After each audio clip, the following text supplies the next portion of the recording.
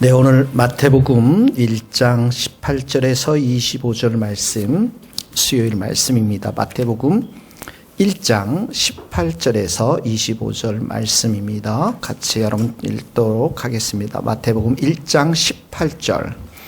예수 그리스도의 나심은 이러하니라. 그의 어머니 마리아가 요셉과 약혼하고 동거하기 전에 성령으로 잉태된 것이 나타났더니 그의 남편 요셉은 의로운 사람이라 그를 드러내지 아니하고 가만히 끊고자 하여 이 일을 생각할 때 주의 사자가 현몽하여 이르되 다윗의 자손 요셉아 내 아내 마리아 데려오기를 무서워하지 말라. 그에게 잉태된 자는 성령으로 된 것이라. 아들을 낳으리니 이름을 예수라 하라. 이는 그가 자기 백성을 그들의 죄에서 구원할 자이심이라 하니라. 이 모든 일이 된 것은 주께서 선지자로 하신 말씀을 이루려 하심이니 이르시되 보라 처녀가 잉태하여 아들을 낳을 것이요 그 이름을 임마누엘이라 하리라 하셨으니 이를 번역한즉 하나님이 우리와 함께 계시다 함이라. 요셉이 잠에서 깨어 일어나 주의 사자의 본무대로 행하여 그의 아내를 데려왔으나 아들을 낳기까지 동침하지 아니하더니 나음의 이름을 예수라 하니라. 아멘. 자, 우리 마태복음 큐티 말씀을 공부하면서 우리가 철저하게 이제 초점을 맞추고 싶은 분은 예수님이십니다. 우리가 예수님과 동행하자고 이제 두 번째로, 첫 번째 이제 나는 예배자입니다. 예배자의 삶을 살고요. 두 번째는 이제 예수님과 동행하는 삶을 하루 종일 살아야 될 텐데 우리가 오늘 이 말씀을 통해서 예수님이 어떤 분이신가 더 깊이 있게 묵상하고 또 그 예수님을 더 알아가고 친밀히 교제할 수 있기를 바랍니다. 먼저 이렇게 18절에 보니까 예수님은 예수 그리스도의 나심은 이러하니라. 그의 어머니 마리아가 요셉과 약혼하고 동거하기 전에 성령으로 잉태된 것이 나타났더니 예수님이 성령으로 잉태되셨다. 20절에 보니까 그에게 잉태된 자는 성령으로 된 것이라. 그러니까 예수님이 이 땅에 태어나신 그 역사가 바로 우리들과는 좀 다르게 성령께서 역사해서 마리아에게 성령께서 역사해서 잉태되신 분인 것을 강조하고 있습니다. 근데 예수님이 인간으로 오시지 않았습니까? 이제 우리가 성육신이라고 하는데 예수님의 잉태, 마리아가 임신한 이 장면뿐만, 이 성령께서 역사하신 것뿐만 아니라 예수님을 광야로 이제 그 공생에 이렇게 보면은 인도하실 때 성령께서 인도하시거든요.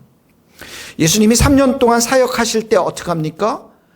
성령의 충만에 사시거든요. 성령을 기름 붓듯 하셨음에 저가 나아가서 귀신도 쫓아내고 예수님의 말씀이 권세 있게 되셨거든요. 예수님께서 또 성령님께서는 예수님을 십자가로 인도하셨죠. 십자가의 길로. 겟세마네 동산에서 그렇게 땀이 피가 되도록 이렇게 기도하셨을 때 천사를 통해서 예수님께서 기도의 힘을 얻으셨지만 그 모든 것들을 십자가의 길로 인도하신 분은 성령님이십니다. 뿐만 아니라 예수님께서 부활하셨을 때 성령의 능력으로 부활하셨죠. 그러니까 예수님의 그 성육신 사건, 인간으로 오셔서 이렇게 부활하기까지 그 모든 여정 속에는 성령님께서 함께 하셨어요. 이것을 우리의 삶 가운데 고스란히 적용해 보면 우리가 새로 태어날 때 예수 그리스도 안에 새로운 피조물이 될 때 거듭나게 될 때 누가 역사하셨습니까? 성령님께서 역사하셨어요. 우리가 믿음을 갖게 될 때 이렇게 말씀을 보고 그 말씀을 따라서 믿음을 갖게 될 때 누가 역사하십니까? 성령님께서 역사하시는 거예요. 우리가 기도할 때 성령 안에서 기도하라고 그러잖아요. 성령께서 역사하셔야만 아버지의 뜻대로 기도하지 그러지 않으면 우리의 욕심만 잔뜩 나열하는 기도가 되잖아요. 우리의 생활 속에서 항상 우리와 함께 동행하시고 우리의 삶을 인도하시는 분은 누구십니까? 성령님이십니다. 우리가 주의 교회를 세워나가고 복음을 전하고 사역을 할 때 우리에게 권능과 능력을 주시는 분은 누구십니까? 성령님이십니다. 그러니까 예수님의 생애를 쭉 보면은 늘 성령님께서 함께 하셨던 것들을 보게 되고요. 성령으로 충만했던 것들을 보게 되는데 그게 우리 모습의 본이잖아요. 그러니까 우리의 삶 속에서도 어떻게 해요?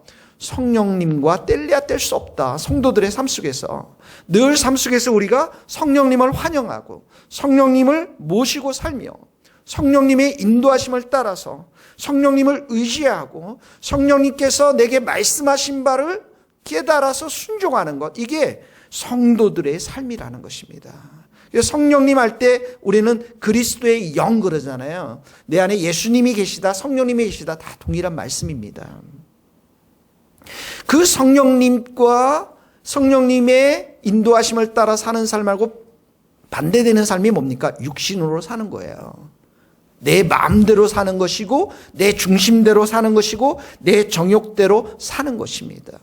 자, 그러니 오늘 첫 번째 우리가 적용해야 될 말씀은 성령님을 우리의 삶 가운데 늘 환영하고요, 늘 모시고 살고, 또 성령님의 인도하심 따라 성령님을 의지하고 성령님께서 내 삶을 지배해 가도록, 이것이 우리의 첫 번째 삶입니다. 이것이 나중에 보면 이제 예수님을 바라보는 삶과 똑같은 의미를 가지고 있습니다.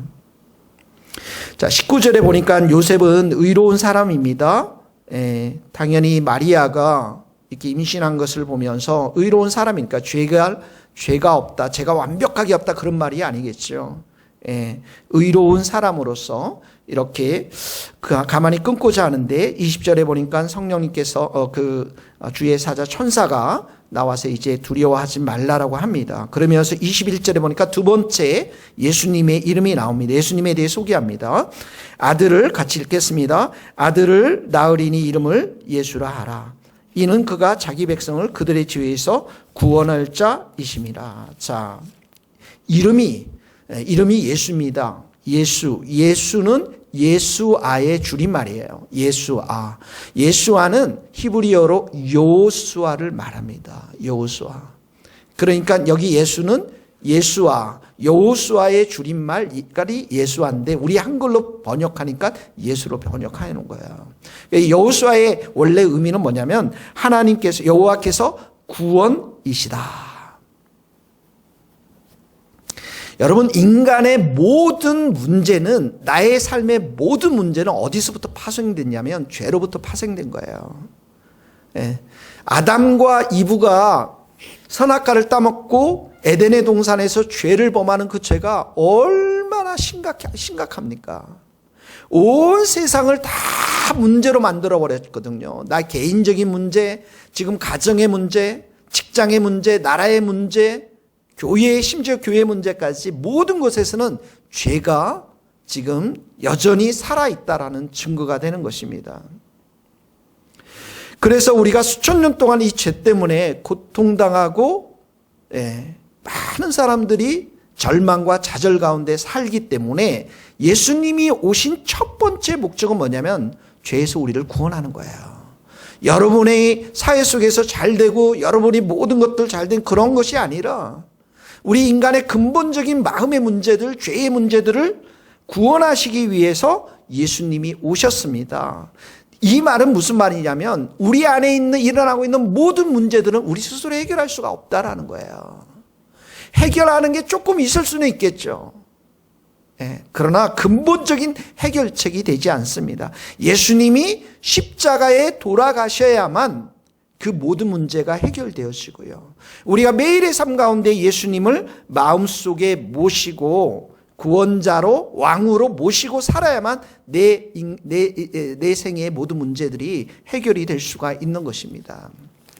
로마서 5장 8절에 이런 말씀이 있습니다. 우리가 아직 죄인 되었을 때 그리스도께서 우리를 위하여 죽으심으로 하나님께서 우리에 대한 자기의 사랑을 확정하셨느라. 예수님이 왜 죽으셨습니까? 죄 때문에, 죄인이었을 때. 그게 우리를 향한 사랑이죠. 그래서 이 예수님이 우리를 위해 구원하신 이 사건은 바로 우리를 사랑하기 때문에 대속의 은혜로 예수님이 대신 화목제물이 되어진 거죠. 그래서 우리 안에 모든 문제들이 해결된 것, 예수로 인해서 해결받은 것, 그래서 우리의 존재 자체가 거룩한 백성이 된 것, 그리고 거룩한 백성으로 우리의 삶 가운데 거룩한 행실들과 말이 나오는 것, 이 모든 것은 예수님의 피로만 가능한 것입니다. 그러니까 우리는 더 이상 심판의 자녀가 아니고요, 하나님의 자녀가 되었습니다. 자, 오늘도 우리의 마음을, 우리 인생을 괴롭히는 게 무엇입니까? 죄입니다. 그리고 그 죄 가운데 역사하는 마귀인 것이죠. 그래서 여러분 한번 보세요. 디모데후서 5장 1절 나중에 여러분들이 한번 찾아보시면 디모데후서 이제 말세가 되면 고통이 이른다고 하지 않습니까? 왜 그렇습니까? 사람들이 자기를 사랑하고 매우 이기적이고요. 돈을 사랑하고, 돈을 얼마나 사랑하고 있습니까? 자랑하고 교만하고 비방하고 부모 거역하고 감사하지 않고 거룩하지 않고 무정하고 원통함을 풀지 않고 모함하고 절제하지 못해 사나우며 선한 것을 좋아하지 아니하며 배신하며 조급하며 자만하며 쾌락을 사랑하기를 하나님 사랑보다 더하며 그리스도인들은 뭐라고 해요? 경건의 모양은 있으나 경건의 능력은 부인하니. 한번 여기서 여러분 동그라미를 쳐보세요. 내 안에서 여전히 일어나고 있는 이 모든 문제들 여기 지금 다 고스란히 기록되어 있거든요. 이것이 해결이 안 되기 때문에 고통 가운데 있는 거예요. 말세에 세상이 고통으로 가득 차 있습니다. 지금도 고통이지 않습니까? 가정이 고통을 받고요. 우리의 영혼이 마음이 고통을 받는 것입니다. 갈라디아서 5장 19절에서 21절 말씀도 여러분들이 한번 묵상해 보세요. 갈라디아서 5장 19절 육체의 일은 분명하니 음행, 더러운 것, 우상숭배, 주술, 원수 맺고 분쟁하고 시기하고 분내고 당짓고 분열과 이단과 투기와 술취함과 방탕함, 이 모든 것들이 여전히 인간들의 삶 속에서 역사하고 있는 죄의 다양한 모습인 것입니다. 이게 해결이 안 되면 여전히 인생은 고통이고 힘든 것이죠. 그래서 이런 죄에 대한 여러 가지 다양한 예들을 여러분 쭉 보면서 여전히 내가 고통 가운데 있는 것들을 한번 동그라미 치보세요. 음행으로 인해서, 더러움으로 인해서, 또 교만으로 인해서, 비방으로 인해서, 그러니까 이 모든 것들을 우리가 예수님의 피로 날마다 깨끗하지 않으면 매일 올라오는 것들이 이런 죄로 인해서 결국 고통받는 건 우리 자신이라는 것입니다. 히브리서 9장 14절 오늘 여러분들 기억하시면서 여러분들의 마음속에 많이 피로 적시기 바랍니다. 하물며 영원하신 성령으로 말미암아 흠없는 자기를 하나님께 드린 그리스도의 피가 어찌 너희 양심을 죽은 행실에서 깨끗하게 하고 살아계신 하나님을 섬기게 하지 못하겠느냐. 그러니까 하나님을 섬기는 자, 우리가 예배드리는 자, 예수님과 동행하는 자들에게 가장 필요한 게 무엇이냐면 이 모든 죄의 문제들을 해결해야 되는데 그 죄들을 해결할 수 있는 게 예수님 피밖에 없어요. 내가 아무리 영어 공부 많이 한다고 할지라도, 내가 아무리 돈을 많이 벌고 세상 가운데 아무리 많은 일을 해도 이 문제 해결이 안 되는 것입니다. 그래서 첫 번째는 이제 성령님을 우리가 환영하고 의지하고 다스림을 받는 거고요. 두 번째는 여기 나와 있는 것처럼 예수님의 피로, 예수님이 우리를 이 모든 죄에서 구원할 자이니까요. 여러분들의 여러 가지 문제가 솟아날 때마다 주님 보혈로 덮습니다. 내 안에 이런 내가 어떻게 할 수 없는 이 죄의 흙탕물들이 아직도 내 안에서 솟아나고 있습니다. 주님의 보혈로 덮습니다. 그런 일들이 끊임없이 죽을 때까지 우리 안에 있어야 하는 것이죠. 왜 그렇습니까? 깨끗해야만, 거룩해야만 우리는 승리할 수가 있는 것입니다. 자, 23절에 보면 세 번째로 나옵니다. 예수님의 이름, 예수님 보라 처녀가 잉태한 아들을 낳을 것이요 그의 이름을 임마누엘이라 하리라 하셨으니 이를 번역한 즉 하나님이 우리와 함께 계시다 함이라. 세 번째는 예수님의 이름이 임마누엘입니다. 임마누엘이라는 것은 하나님이 우리와 함께 계시다. 요한복음 1장 14절에도 말씀이 육신이 되어 우리 가운데 거하심에 누굽니까? 예수님입니다. 예수님이 말씀이시니까 우리가 그의 영광을 보니 아버지 독생자의 영광이요 은혜와 진리가 충만하더라. 예수님이 이 땅 가운데 오셨습니다. 우리와 함께 오신 것입니다. 근데 예수님은 진리와 은혜로 오신 것이죠. 지금 마태복음이 아주 강조하는 말씀 중에 하나가 1장 23절입니다. 마태복음 28장 20절에 가면 내가 볼지어다 내가 세상 끝날까지 너희와 함께 할 것이다라고 함께 있으리라라고 말씀하시잖아요.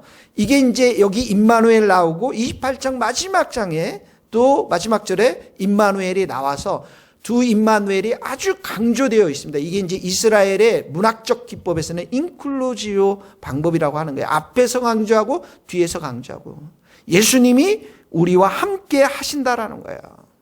그러니까 갈라디아서 2장 20절엔 바울이 그렇게 했죠.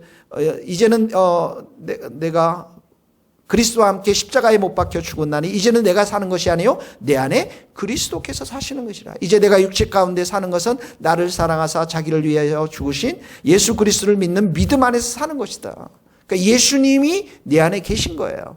그 임마누엘 하나님이 되시는 것이죠. 세상의 모든 종교는 우리가 깨끗하게 되고 선을 행하고 도덕적인 걸 행해서 하나님을 향해 신을 향해서 찾아가는 겁니다.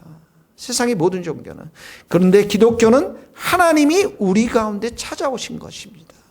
예수님이 우리 가운데 찾아오신 것이죠. 그래서 인간이신 예수님이 오셨기 때문에 그 예수님을 통해서 어떻게 해요? 우리가 하나님을 향해서 나아갈 수가 있는 것이죠.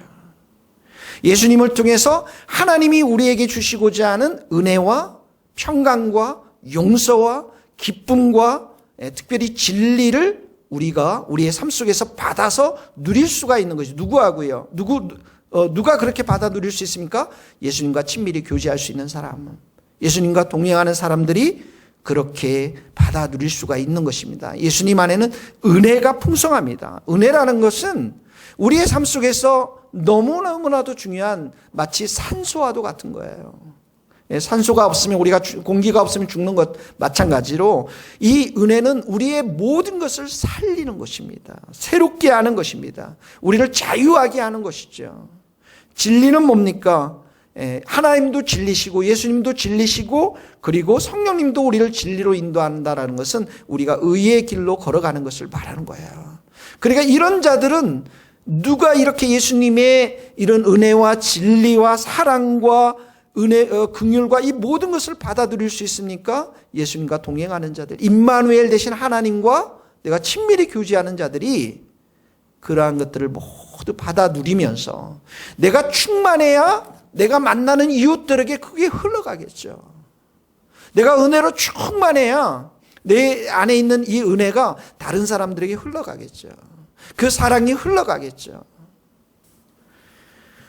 그래서 오늘도 예수님 이름 많이 부르면서 예수님을 찬양하면서 예수님 내 마음 가운데 오시고 나와 동행하시고 성령님 나로 하여금 다스려 주시고 인도하여 주셔서 오늘도 내가 승리하는 삶을 살게 하여 주십시오.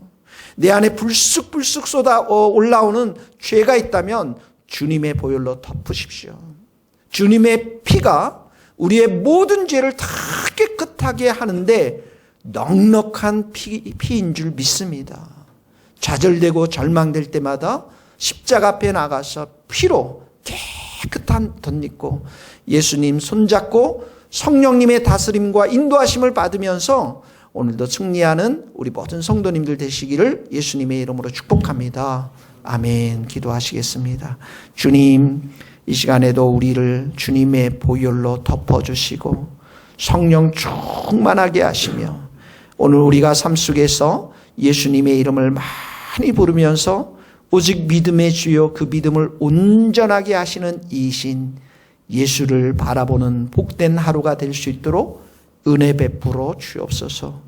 우리 모든 성도들 또 이 방송을 듣는 모든 분들이 예수님과 동행하면서 예수님 예배하면서 하나님 예배하면서 승리하는 모든 성도들 될 수 있도록 기름 부어 주옵소서. 우리가 저 무지개 아파트 우성 아파트로 하나님 아버지 우리가 이전을 계획합니다. 하나님께서 그 땅에 죽어가는 영혼들에게 예수 그리스도의 은혜와 예수 그리스도의 사랑이 우리 교회와 성도들을 향해서 흘러갈 수 있도록 축복하여 주옵소서. 예수님의 이름으로 기도하오며 지금은 우리 주 예수 그리스도의 은혜와 하나님의 크신 사랑과 성령님의 교통하심이 우리 모든 성도님들의 머리 위에, 선교사님들, 이 나라의 민족과 북한 땅과 스코틀랜드 땅 위에 이제로부터 영원토록 함께 하시기를 간절히 축원하옵나이다. 아멘.